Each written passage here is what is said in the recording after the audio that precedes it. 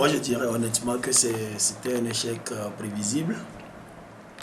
Moi, je me disais avant la proclamation des résultats, du moins avant les votes, que Faure va dépasser Fabre, mais que le résultat serait extrêmement serré.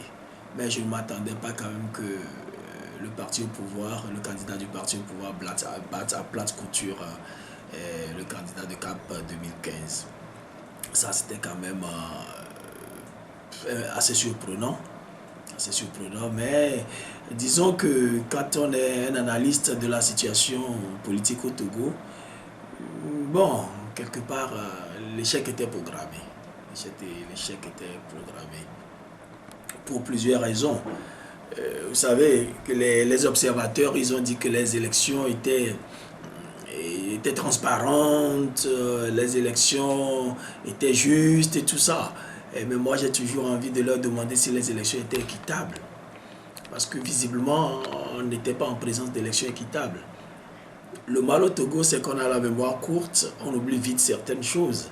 On oublie par exemple que le candidat Jean-Pierre Fabre est inculpé d'avoir incendié les grands marchés au Togo avant même de déposer sa candidature comme candidat à l'élection présidentielle. Vous imaginez, vous êtes en concurrence avec quelqu'un qui est chef de l'État, qui dispose de moyens financiers énormes. Vous êtes pauvre, vous êtes un parti pauvre, un parti qui n'a jamais exercé le pouvoir. L'autre, il a tout le pouvoir financier et en même temps, vous devez souffrir de certaines choses comme défendre votre liberté parce que vous êtes inculpé, on vous menace que bientôt vous pouvez atterrir en prison. Donc regardez un peu dans le rétroviseur, vous verrez tout ce que l'opposition a subi avant d'aller à cette élection. Et si on ne prend pas ça en compte, alors on dira que l'opposition a échoué. Mais moi je dis bravo à l'opposition. Si malgré tout ce qu'elle subit, elle arrive quand même à tenir la tête au-dessus de l'eau, à tenir le nez au-dessus de l'eau, moi je dis bravo. Ce n'est pas facile du tout. C'est pas facile du tout. Alors moi je dirais que on est ici en présence d'une déconstruction quasi scientifique de l'opposition. On est en train de déconstruire l'opposition. C'est comme un animal que vous prenez, vous le démembrez, vous lui arrachez les ailes, les pattes et tout. Donc c'est ça qu'on a fait à l'opposition pendant des années, en procédant à des arrestations. Chaque fois, vous voyez, dès que quelqu'un émerge, on l'arrête. On trouve une raison judiciaire pour l'inculper pour quelque chose. Regardez par exemple Alberto Olympio. Dès qu'on a vu qu'il devenait un peu une menace, comme par enchantement, il y a quelque chose qui est apparu, une affaire.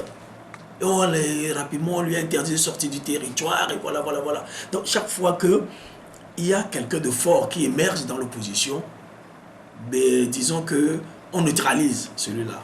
Donc cet effort de déconstruction scientifique de l'opposition pendant longtemps, ça a eu son effet. L'effet, c'est que l'opposition est une opposition très faible. On l'a affaibli pendant tout le temps. Et au finish maintenant, on lui donne 72 petits millions pour aller faire campagne. Ça, c'est assez ridicule. Moi, je crois que dans un pays où on veut réellement la paix, on doit pouvoir donner la même chance à tout le monde de concourir. Si le président Faure Gnassingbé venait à être perdant pour ces élections, ce n'est pas une honte. Si M. Fabre venait à être le nouveau président, il ne devrait pas penser aussi à se venger. Des trucs comme ça. Il faut que nous respections certains principes de la République. Mais moi, en tant que journaliste, je dis que je suis assez déçu, pas par les élections, mais par le niveau de conscience du Togolais. Le Togolais doit avoir un niveau de conscience un peu plus élevé, un niveau de compréhension non seulement de la politique, mais du fonctionnement de la société. Comment la société doit fonctionner pour qu'il y ait la paix, comment on doit faire la politique pour qu'il y ait la paix et le développement et tout. Mais je pense que la société civile a un grand rôle à jouer en expliquant aux uns aux autres comment les choses devraient être. D'abord, ce que les choses sont chez nous et ce que ces choses devraient être normalement. Ou bien comment les choses sont ailleurs et ça marche.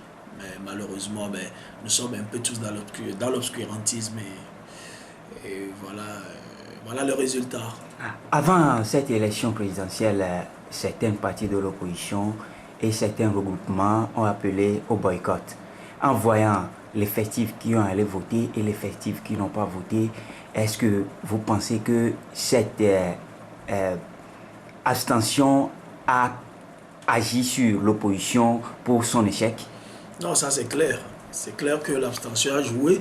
Et quand on connaît comment fonctionne le régime au pouvoir, on sait que le régime est, disons, très organisé.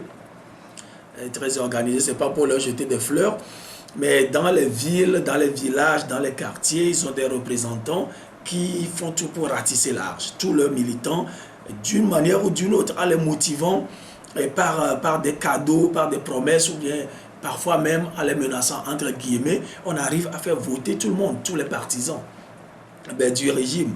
Et donc moi je considère que 80 ou même 90% de ceux qui votent UNIR sont allés voter. Donc les 40% d'abstention là, dans ces 40%, forcément il y a à peu près 30% qui auraient pu voter pour l'opposition. Et malheureusement, ben, les gens ne sont pas allés voter. Et moi je dis que c'est dommage parce que le CAR aurait pu, dans un dernier sursaut de patriotisme, dire au dernier moment, ben les gars, je ne m'entends pas avec CAP 2015, mais allez voter pour le bien de ce pays. Parce que, quoi qu'on dise, l'alternance est l'épine dorsale de la démocratie. L'alternance est un pilier de la démocratie.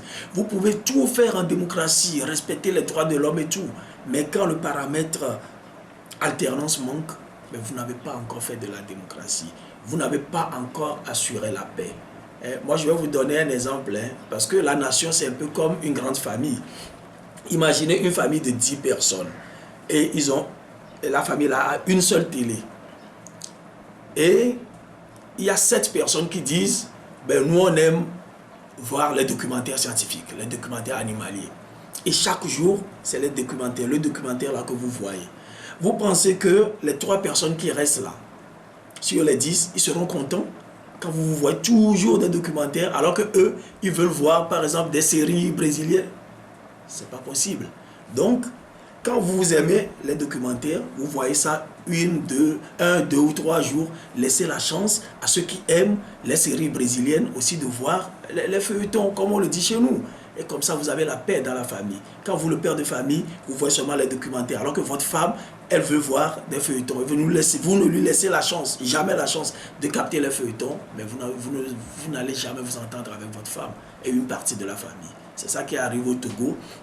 Tout le monde dit que M. Faure Gnassingbé, il est très bon. D'accord, s'il est très bon, il peut être très bon, mais ce n'est pas une raison de ne voir que lui. Parce que ceux qui n'aiment pas le voir et voudraient voir autre chose, entre-temps, donnez-leur la chance de voir ces autres choses. Ils auront le cœur un peu calmé et vous revenez après. Mais empêcher systématiquement l'alternance, ben, moi je crois que, en fin de compte, on va compromettre définitivement la paix dans ce pays. Et comment expliquez-vous l'attitude de la CENI? Le président Tafa Tabiou a proclamé les résultats. 2 jours après, le vice-président aussi a proclamé le résultat en faveur du CAP 2015. Comment expliquez-vous ces 2 propos qui se tiennent dans ce pays? Non, moi je crois que c'est l'attitude classique d'homme politique. Chacun veut tirer le drap sur soi. Hein? Chacun veut prêcher pour sa chapelle, comme on dit. Donc le président de la CENI, ce n'est un secret pour personne. C'est quelqu'un qui a un très grand penchant pour le régime en place, pendant que son vice-président a un très grand penchant pour CAP 2015. Donc c'était juste une guéguerre entre les deux.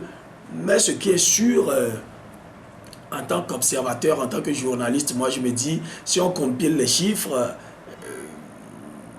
vu la différence, l'écart qu'il y a entre CAP 2015 et le candidat de UNIR, il serait tellement difficile que CAP 2015 rattrape ce retard-là. Mais moi, j'ai trouvé dommage que M. Tafa Tabiou se soit empressé de proclamer les résultats avec des fautes, des erreurs et tout. Non, il pouvait prendre le temps de faire les choses calmement. Mais on dit souvent l'habitude est une seconde nature, comme ils ont comme stratégie de précipiter les choses pour pouvoir bloquer les autres. Ben, voilà, ils sont encore tombés dans ce piège-là, c'est tout.